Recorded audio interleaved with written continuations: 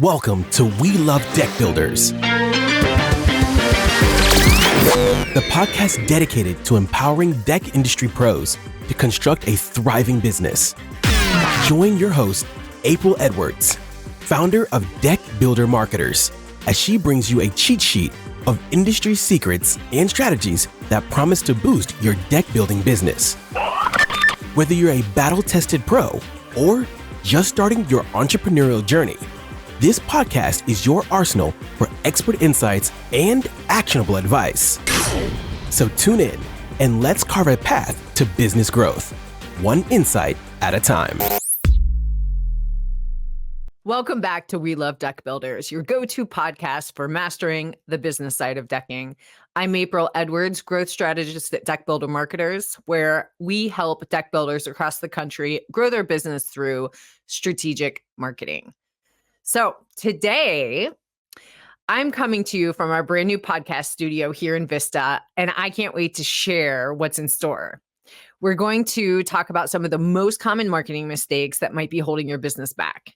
So these are things that I see people stumble upon time over time, but don't worry, because we're going to talk about the solutions to help you steer clear of these and keep growing. So let's get into it. All right. Well, as a marketing agency, of course, I have to start with a lack of online presence. Many deck builders neglect their website. Maybe you spend some time getting that puppy up and running, and then you just kind of let it go. It's almost like building a deck and, just letting it rot, right? Social media and SEO, people just kind of assume sometimes that word of mouth is enough, and that is until it's not, and then it's too late. So I think that's my biggest tip for you here is you just want to make sure that you are putting some time into your online presence so that people can find you. You sell a high value service, and people have a journey that they go through in order to start from looking outside of their window and saying, man, we don't spend enough time out there, or I'd love to have more people over, or, I have my shabizo. I call it the shabizo. It's a gazebo outside where only ladies are allowed to go. Basically, it's my woman cave, right? So maybe you just need a little bit of extra space for yourself outside. Who knows what it is? The point is that by the time you decide that you want to do something with your backyard, maybe somebody is going through, should I get a pool? Should I do pavers? Should I build a deck? Do I want to have a pavilion, an outdoor kitchen? These types of things. So once they land on the direction, then they're going to do their research online to figure out what type of design they want, what type of features they want. There's a lot of research that people do online. I mean, folks, this is not 1950 where, somebody tells you about something and then, you just go and trust a salesman. No, especially if you're going to drop $60,000 on an amazing deck with some cool features, you're going to be doing your research. And having an online presence and really working on your marketing in general is kind of like matchmaking. Your marketing should be the matchmaker that is helping Google even, find the right customer to bring to your website.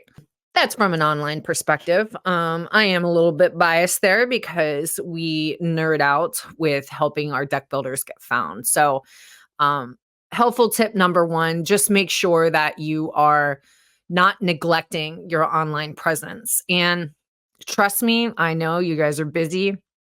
You're building amazing outdoor living spaces, and depending on your team size and, who you have in your court, it could be a little hard to put a priority on that, which is why I will always recommend to have some sort of a plan where you're either carving out time to focus on it, hire somebody to help you with it, delegate it to somebody on your team. Somebody has to be accountable, just like with every other role within your company. If you can't do that, then obviously have a budget, which, I will always recommend, to delegate it and make sure that you're always moving forward, which is how I always close out our podcast. I always say, keep moving forward, because you have to take at least small steps forward. So don't just build a website and hope people come. It's a lot more than that. It takes a lot of signals, especially with Google, in order for them to kind of give you props, and decide that, your business is worthy enough to send their searchers to. Okay. So make sure you focus on an online presence. Okay. What does that mean? Let's dive into it. I'm spending a lot of time on this, but it's important. Yes, social media is, it's important. I feel like it's a necessary evil. Personally, unless you're spending hours and hours and hours on it, it's really there to reinforce your brand and nurture folks, unless you're paying. If you're paying to get in front of new people or to retarget other people, then it's great. But I'm going to say, make sure that your website's killer. And when I say that, don't just have something up there like it's a business card. Really treat it like it is a living, breathing thing. And make sure that you're updating it regularly with your latest projects. Oh my goodness, you guys do some amazing stuff. You have got to show the world what you're doing. And if you're only doing it on a social media post that gets seen by only a few people, trust me, if people even follow you, it doesn't necessarily mean that they see your stuff. It's a pay to play game. But anyway, if you, showcase your work with an amazing project section, and you're constantly adding new stuff there, it's a really great way to showcase, your work permanently. Having really robust content that basically is super helpful if somebody's searching for something online. Put yourself in your customer's perspective in terms of things that they would be searching for. What's the difference between, composite and wood, or, Trex and TimberTech? What are different lighting options? What should I consider with framing? Like, all of these things people are going to research. And if you show up first, well, I think there's a lot of benefit to that. And then, of course, making sure that you are updating your Google business profile very regularly. That is super important. We'll probably have another podcast on how you can better leverage your Google business to, really use that as a driving force for your lead generation. Okay, let's move forward. Number 2, so not focusing on the end result. So what do I mean by this? So deck builders typically, you guys are craftsmen, right? Like, I can nerd out here on SEO and all of these things, but you're going to fall asleep. Now, I'm not saying I'm going to fall asleep when you talk about your materials and techniques, but that's what you're passionate about, right? In a lot of cases. But for your customer, they really care about the lifestyle that you're going to create for them with what you do, and what the benefits are. People want to be sold to. In a lot of ways, right? Like, if they do the research and come to your site and find you, paint that picture for them that they just can't live without. Maybe it's a matter of like keeping up with the Joneses or something like that. But I think, some other ideas are just really enhancing your outdoor living, spending more time outside, increasing your property value, or, providing a space for family gatherings. So it does kind of it's like that hallmark moment, right? Okay, I'm getting dramatic, but it's hitting folks on an emotional level. So for instance, on your website, or actually, I know you guys love social media. So let's say this with your social media, don't always post pictures of your work in progress. It's not really showing me the end result. Like, I want to see that amazing outdoor living space in a way where I'm like, I have to have that, right? So I would say make sure that your pictures are rock solid. You don't have hoses and all kinds of like nasty looking dead grass or something in your pictures. If you can get pictures once your customer's space is more lived in, I'll recommend doing like deck parties and things like that to even help with your referral program. Again, we'll talk about that maybe in another episode, but it's a good opportunity to get really good photos for your portfolio. So yeah, in general, focus on the end result. Don't always post pictures of your stuff in progress. Make sure that you've got amazing footage and you're painting a picture. There is a philosophy called story brand. And it's really about, marketing and all of this stuff. It kind of is, it's telling a story. Like, what is the story? So don't just talk about the techniques and the black and white, but try and be a little bit more creative with how you're positioning things on, your website and social media. And even when you're speaking with somebody, we should have some folks on here to talk about sales and how you guys really paint that picture. That'd be great. If you're ever interested, please hit me up. I'm on social media. We got a chat on the website, deckbuildermarketers.com. I am available for you guys all the time. Seriously. I love helping a lot. We got a Facebook group, little plug here. The Deck Builder Marketing Mastermind. Join it. All of this stuff is available on the website. So check it out. I really want to connect with you guys. If you have any questions, I'm here for you. We'll try and get some more live feed stuff going in the future where you guys could ask questions. But in the interim, there's a million ways. Call, text, email, hit us up on the website, web chat, messenger, anything you need. I'm here for you. Okay. Number 3, inconsistent branding. So one of the things that we do when we bring on a new client is we actually look at their entire online and offline presence to make sure that it's cohesive. So our job really is to make you shine, make you look pro, make things consistent, make sure that you're connecting with your potential prospects and getting leads, all those things. But making sure that your brand is consistent is extremely important. So I see it all the time. I had one client where his truck was different than his website and his business card had different colors. The logos were all different. Like, how are you supposed to reinforce your brand in a way that people won't forget about you if it's looking different everywhere or if it's looking sloppy? So, a lot of times before people hire a professional marketing agency or, if you're just starting out, the point is like, get your trucks wrapped, get some nice professional business cards, get some good shirts and show up looking pro for your customers when you're doing those in-home consultations. Make it all unified because it's just going to set you apart. People are going to trust in you more. It's like going to a hairdresser and the hair looks terrible. Like, I don't want to, you got to look a little pro, right? So anyway, reinforce your brand, have your yard signs, all of these things, and make sure everything is consistent. Also when we bring on a new client, we look over all of your cover graphics on your social media and your pictures and, your signature and, your shirts and your trucks and all those things to make sure that it is consistent, cohesive, looking pro. What am I forgetting? Oh, and we put together a nice little brand style guideline. So that way, what your colors are, how to use your logo. Don't put like weird drop shadows on your logo or like tweak it or, use a font that doesn't match what your branding is supposed to be, these types of things. It kind of goes without saying, but some people don't realize that. They start to be like, oh, let's get creative here and let's like tweak this and add some shadows and some outlines. And it just, it looks sloppy. So anyway, make sure that everything is nice and cohesive. Okay. Ignoring SEO, number 4. So SEO is super crucial for deck builders since customers typically search for services online. Many deck builders miss out on leads by not optimizing their website.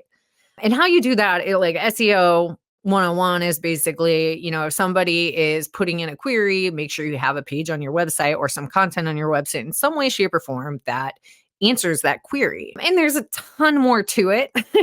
There's like technical things that you have to do on the back end and, building up your authority online with having other high authoritative websites, aka popular kids talking about you, those types of things. But if we're going to keep it basic, just have really good, helpful content. Make sure that you are providing good content ongoing. And then of course you have to look at the analytics too to see if it's working. So trying to think of an example of someone I just spoke to.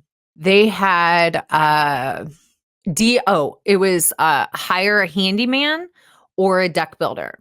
Doesn't sound like a bad topic, But the way it was written actually didn't speak to Google in the right way. And so Google was sending a ton of people that were looking for handymen to their website, which that's not the type of lead you want, right? So don't just write content for writing content. There's actually some strategy behind it. And honestly, like strategy, it's like the 80-20 rule, like spend your time 80% like thinking, with the strategy and laying out the plan. And anyway, the point is, make sure that you're thinking about what you're doing, writing really great content, and not ignoring SEO. Some other examples are clients that, unfortunately, there's a lot of web designers out there that say they know SEO and they know websites and they know a little bit about SEO, and they kind of paint a picture that if you get your website redesigned and you have some of these features on it, you're going to be good to go. Well, let me tell you this, it's not a silver bullet. So it's more than that. And, you just need to make sure that you're being consistent and following all the rules. All right, let's get going here. So number 5, failing to use visuals. So decks are a visual product. So high quality images are super important. Now, you guys know this stuff, but if you look at some people's websites, you'll see sometimes, like I just looked at the site the other day and it had a black overlay on their images. So you couldn't even see. And then plus they had like a black background. I'm like, whoa, what is this? Like goth? What's going on here? Like I can't even see pictures of your work. So a lot of times I'll see people's websites and maybe they have one good picture on it. That puppy needs to be loaded with all kinds of pictures. Should be like a big gallery, Obviously we have to put content on the site in order for it to work for SEO and stuff like that. But your images should stick out.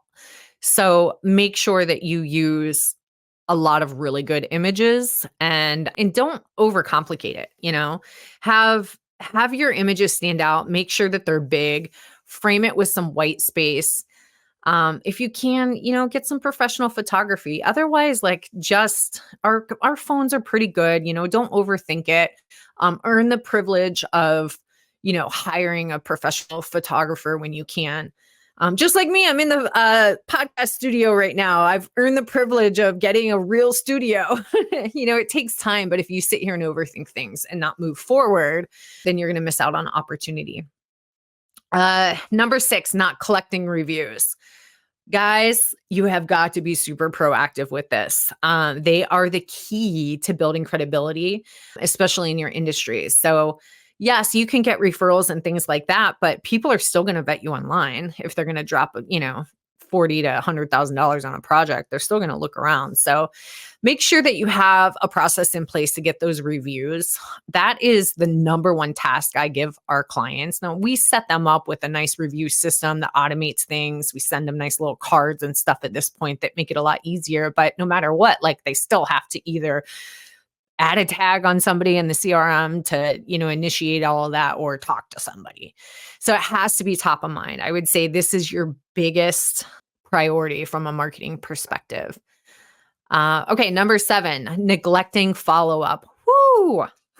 Again, we should have, seriously, if you want to be on the podcast and talk about your sales, we should have like a round table where everybody kind of gives their ideas. That would be so amazing because everybody approaches their sales differently. I mean, some people, they're like, okay, if I talk to you one time and you're not interested, like you're not a quality lead, because you're not dying to marry me. And I get that. But I mean, people have a lot going on, maybe they don't have the money now and they're saving up for it. I can tell you this, I wanted to get in shape and, get a coach that could help me with my diet, nutrition, well-being, everything physical, all of that stuff. And when I first talked to her, I was like, you know what? I'm not ready. I need to mentally be ready before I'm going to commit to something like that. And after a couple months, I hit her back and I'm like, hey, I'm ready, and it's the same with your customers. So just make sure that you stay in front of them. We do different things where we have a prospect re-engagement campaign. We leverage a ton of automation for our follow-ups, but however it is, make sure that you are staying consistent with them. I can tell you I had a client, my assistant was reaching out to, well, not a client, it was a prospect. My assistant was reaching out to some folks to, try and see if they'd be interested in a strategy session. And she called this guy several times, fine. And she was like, hey, I'll call back tomorrow. And it was so interesting because this guy hit me back right away. And he's like, oh my goodness. He's like, I believe I did close him. I think he is a client now, but he, he's like, I just thought that was brilliant. It was like, I better give you a ring because if I don't, this girl's going to keep calling me. And now you guys are probably all rolling your eyes because you're like, oh my God, I don't want to be annoying. Well, you don't have to be annoying, just consistent and friendly and really wanting to be helpful. That's all. So the problem is I would say this is probably another thing where it gets thrown to the wayside because you have so many other things that you're doing. Anyway, just try to follow up regularly and see how your close rate increases. And I hope you are very familiar with your KPIs, your numbers. That's a great way to see where you need to improve things. Okay, not leveraging social proof. Number 8, testimonials, before and after pictures, really good. I would say video testimonials are amazing. If you could get some of your really happy clients to, just hop on video for a couple of minutes and then you do some drone footage of their space and stuff like that. It'll go a really long way. Leveraging, I call that a marketing asset. It's something that you could then leverage in your social media ads or on your website, YouTube, all of these things. It's extremely, extremely helpful. So it's just a great way for people to trust you, not by what you say, but what other people say. So again, having a process and somebody accountable, even set some goals, like put somebody accountable for, asking for those video testimonials and, make it a goal, like to get X amount, every quarter or something like that. These are all nice little trust points that are very much worth your time. Number 9, undervaluing email marketing. Again, it's about the touch points and sometimes it's about nurturing too, right? Like again, people aren't always ready right away. So you need to focus on building that email list and using email marketing effectively to stay top of mind. I actually just had a training with my team the other day to go over email marketing. And, my approach is like, let's not make a big deal about a lot of these things. Like, let's just do it. And let's be consistent with what we're doing. That's so funny. It probably doesn't sound good for you listeners. We know what we're doing. I'm being a little silly right now. But the point is like, even if people don't read your emails, if they see them coming through and they see your brand consistently, it's subconsciously feeding them those touch points and anyway, putting you top of mind. So, definitely leverage that channel. I would say if you're just starting out with marketing, that's not something that you need to be necessarily like focused on so much right now, but build that list. When we bring on a new client now, we say, hey, do you have a list of, like old prospects or anything like that? Because you can leverage that. And you could also leverage that database for Facebook ads with lookalike audiences, which work really, really, really well. So, okay, the number 10, and thank you guys so much for tuning in. I hope that this was somewhat enjoyable and helpful to hear me talking to myself here. Usually I have guests, but I wanted to try and do something a little bit different. So definitely leave me some feedback. But number 10, relying solely on paid ads. Paid ads are awesome if you can just have the confidence in investing in your business and looking at the metrics to make sure you're getting a solid, cost per lead. It doesn't happen right away, but you will get leads right away. As with SEO, I'm going to do another episode on SEO, but and check out our YouTube because I think we're posting a video on it right now where I talk about the journey, because it is. You don't just build a website, like I said earlier, and build it and they will come. There's a process that's actually done in phases.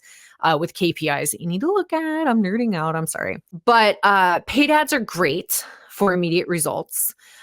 Google Ads is really great. We always recommend doing Google Ads before social media ads because those are people that are ready to rock. They're looking for you, especially if you're focusing on deck builder keywords and stuff like that. Focusing on your SEO now is the best return on investment for the long term. So I have people come to me and they're like, well, let's get started like a month before busy season happens. And I'm like, I understand your train of thought. And obviously, like, it's not an easy decision to make when it's like down season to invest in marketing, but it's actually the smartest thing to do because, I mean, you could do the paid ads. By the way, don't throttle those up. Don't spend thousands and thousands of dollars at one time. Like you got to throttle it. You can't just do it all at one time. You got to make sure that you get your campaigns optimized before you slowly start adding some more money onto them. And, that just goes to show if you're waiting until the last minute, they're not going to be effective. And then, of course, not focusing on SEO, you're not building an asset. You're just paying somebody. And as soon as you stop paying for those ads, your leads dry up. So again, I really hope that this was helpful. I have so much I can talk about. But I'll tell you, hopefully you guys aren't like a little kitten with a yarn ball bored right now while I'm talking, because I know marketing isn't that exciting, but I think it's really helpful. And let me know if you got anything from this. And thanks for listening to this episode of We Love Deck Builders, where we covered the top 10 marketing mistakes that deck builders make. Remember, if you're getting great referrals, avoiding these mistakes can take avoiding these, you're missing out on taking your business to the next level. So if you found this helpful, again, don't forget to subscribe, leave a review, and share it with your fellow deck builders. I'm April Edwards, and I'm here to help you grow the business you deserve. And as always, until next time, keep moving forward. Hey, deck building community. Enjoyed the show? Hit subscribe and give us your thoughts. We love hearing from you. Ready to level up your business? Visit deckbuildermarketers.com. Check out our services and let's build your success together. Don't forget to download our free guides. They're a game changer. Thanks for tuning in to We Love Deck Builders, and see you on the next episode.